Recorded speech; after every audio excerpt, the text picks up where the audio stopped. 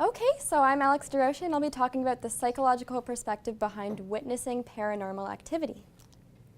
So many of us have claimed to witness strange and inexplicable phenomena that some of us have attributed to paranormal activity or the presence of the supernatural. So you may have viewed a creepy shadow against your wall at night, or hearing footsteps tiptoeing down the stairs, maybe a door creaking slowly on its own, or a feeling of cold shivers down your spine in a temperate room. So these experiences are reported to be very common, but they can actually be explained through a psychological and scientific perspective. In fact, they're more likely to be a result of our normal perceptual processing rather than an actual presence of a ghost. So we are active perceivers of the world, and every time we interpret something in our environment, we use two basic processing techniques. The first being bottom-up processing, and this is where we analyze the physical characteristics of a stimulus, which hits our retinas and then is transmitted to higher cortical brain areas. But we also have top-down mechanisms, and this is where our prior expectations, beliefs, cognitions, and knowledge all influence how we interpret our environment. It allows us to detect patterns in a stimulus and attend to information that is consistent with the pattern and attenuate information that does not. It also allows us to fill in the gaps when the bottom-up information is vague. But although top-down processing is convenient when we have vague information, it also prompts us to find meaning in neutral stimuli that have no intended meaning and are completely random. And this is called pareidolia. And so Hyder and Simmel actually examined pareidolia, where they created a cartoon of random movements of two triangles and a circle. And what they found was that people would create elaborate stories explaining the movement of these shapes using human-like emotions and actions. And so they attributed the movement of random non-inertial stimuli, they attributed meaning to that. So this really provides strong evidence for an innate mechanism that we might all share called the agent detection device. And this is when we detect non-inertial movement in our environment and we automatically attribute that movement to an intelligent or sentient agent, so an organism that has emotional and intellectual capabilities.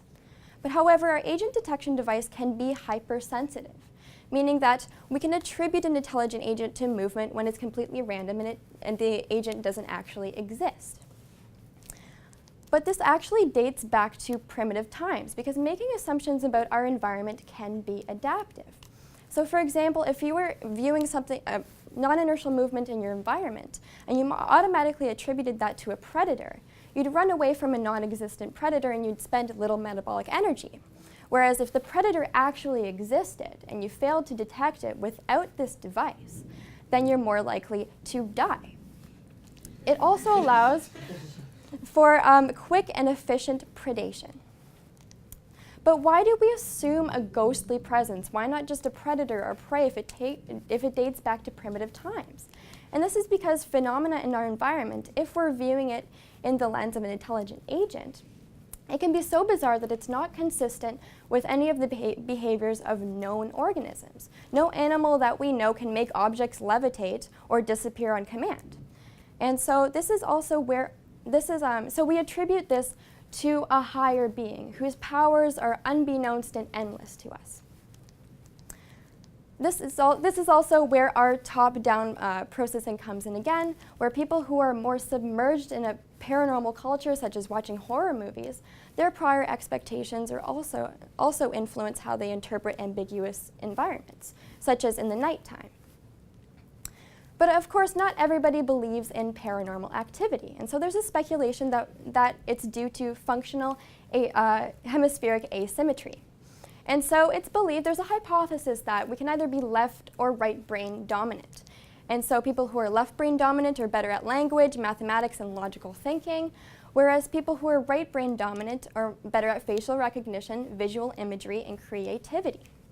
And so if this hypothesis holds, it's speculated that people who are right brain dominant are more likely to believe in paranormal activity because they rely less on logical thinking and more on creativity and visual imagery. So keep in mind that although these paranormal witnesses are common, that they can actually sort of be a result of our normal perceptual processes. And we can make inferences so automatically that sometimes it can be frightening and disturbing.